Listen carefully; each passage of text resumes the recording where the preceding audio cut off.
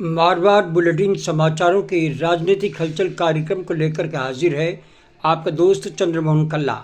आप सभी को नमस्कार, राम राम, नखमा गणिसा। बर्खास्त करने लायक है ये सरकार।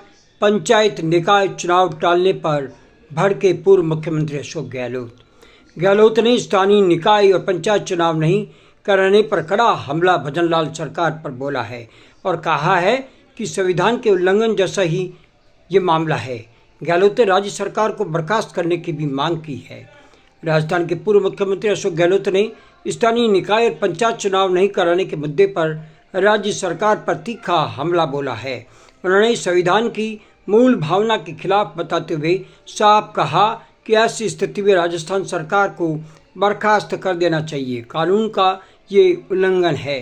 सोशल मीडिया पर जारी बयान में गहलोत ने कहा कि चुनाव नहीं कराना सीधे तौर पर कानून का उल्लंघन है और ये कॉन्स्टिट्यूशनल ब्रेकडाउन जैसा मामला है। उन्होंने कहा कि जब सुप्रीम कोर्ट और हाई कोर्ट तक इस पर अपनी बात स्पष्ट कर चुके हैं, फिर भी सरकार निर्देशों का पालन नहीं कर रही, तो ये गंभीर राजनीतिक स्थिति है।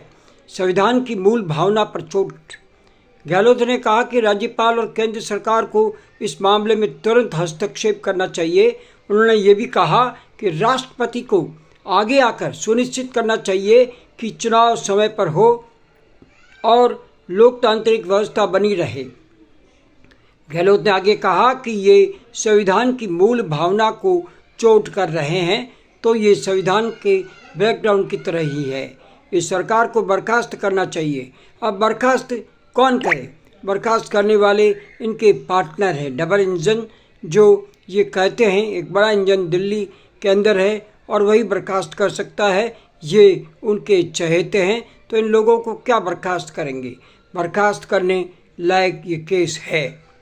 पूर्व मुख्यमंत्री ने आरोप लगाया कि वर्तमान सरकार चुनाव से बचने की कोशिश कर रही है। उन्होंने अपने कार्यकाल का उदाहरण देते हुए कहा कि कर्मचारियों की हड़ताल के बावजूद चुनाव कराए गए थे और हर हाल में लोकतांत्रिक प्रक्रिया को बनाए रखा गया था। गहलोत के इस बयान के बाद प्रदेश की राजनीति में एक बार फिर हलचल तेज हो गई है, भूचाल मच गया है और सरकार पर दबाव बढ़ता जा रहा है।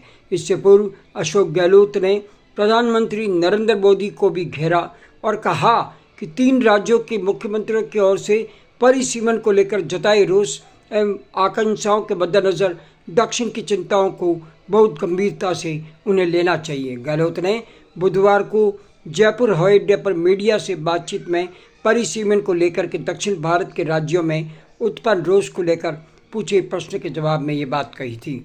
आज बस इतना ही। कल फिर मिलेंगे नए समाचारों के साथ। चंद्रमोहन कल्ला आपसे इजाज़त चाहता है, लेकिन वीडियो समाप्त करने से पहले इसे सब्सक्राइब करना ना भूलें। लाइक करें, शेयर करें और चैनल को बढ़ावा दें। नमस्कार, शुभ रात्रि, शब्बा खैर, जय जय भारती और जय हिंद।